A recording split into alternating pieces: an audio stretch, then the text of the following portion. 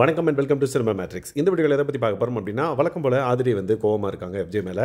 FJ வந்து அதுக்கு என்ன காரணம் சொல்லி அவங்கள சமாதானப்படுத்துறாரு அப்படின்றத டீட்டெயிலாக இந்த வீடியோவில் பார்த்தலாம். அதுக்கு முன்னாடி நம்மளோட சேனலை நீங்கள் சப்ஸ்கிரைப் பண்ணாமல் சப்ஸ்கிரைப் பண்ணி சப்போர்ட் பண்ணுங்கள்.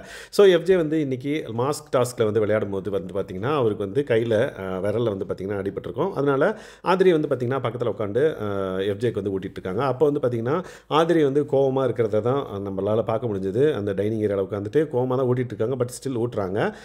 இந்த பக்கம் வந்து பார்த்திங்கன்னா சபரி எல்லாம் வந்து ஃபன் பண்ணிட்டு இருக்காங்க. பட் இவங்க ரெண்டு பேரும் வந்து வேறு ஜோனில் லைக் அமைதியாக இருந்தாங்க. ஸோ எல்லோரும் எழுந்து போனதுக்கப்புறம் ஆதிரி வந்து பார்த்திங்கன்னா எஃப்ஜே கிட்ட கேட்குறாங்க, நீ ஏன் என் ஐ கான்டாக்ட் வச்சே பேச மாட்டேன்ற, நீ முன்னாடி மாதிரி இல்லை, இப்போ ரொம்ப என்னை வந்து அவாய்ட் பண்ணுற மாதிரி தெரியுது, என் கூட பேசுகிறதே இல்லை முன்னாடி மாதிரி, என்னோட ஐ கான்டாக்ட் வச்சே நீ பேசவே மாட்டேன்ற அப்படின்ற மாதிரி சொல்கிறாங்க. அதுக்கு எஃப்ஜே வந்து பார்த்திங்கன்னா இல்லை, எனக்கு ஒவ்வொரு நாளும் வந்து பார்த்திங்கன்னா ஒவ்வொரு மூடில் இருக்கேன் நான், அதனால தான் வந்து உங்ககிட்ட பேச முடியல அப்படின்றத வந்து சொல்கிறாங்க. பட் நீ மற்றவங்ககிட்டலாம் நல்லா பேசுகிறிய அப்படின்ற மாதிரி ஆதிரியை வந்து கரெக்டாக சொல்கிறாங்க. இவங்க வந்து லைக் சபரியாக இருக்கட்டும், கனியக்கா இருக்கட்டும், எல்லாருக்கிட்டையும் வந்து சூப்பராக பேசுகிறத நம்மளால் பார்க்க முடியுது.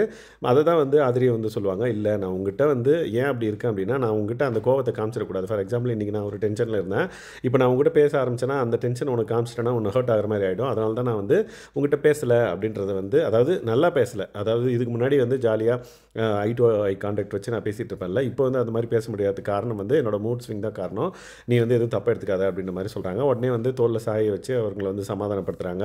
இருந்தாலுமே வந்து நீ மற்றவங்க கூடலாம் நல்லா பேசுகிற, என்கிட்ட நல்லா பேசுனதுக்கு தான் அவர் வந்து தெளிவாக ஒரு பதில் சொல்கிறாரு. நான் உங்கள்கிட்ட அந்த கோவத்தை அப்படியே வந்து ட்ரான்ஸ்ஃபர் பண்ணிடக்கூடாதுன்னு தான் நான் உங்கள்கிட்ட கொஞ்சம் தள்ளி இருக்கிற மாதிரி இருக்கேன். பட் நீ அதெல்லாம் வந்து எதுவும் மனசில் வச்சு இது பண்ணிக்காத அப்படின்றத வந்து தெளிவுபடுத்தி அங்கேருந்து கிளம்புறாங்க.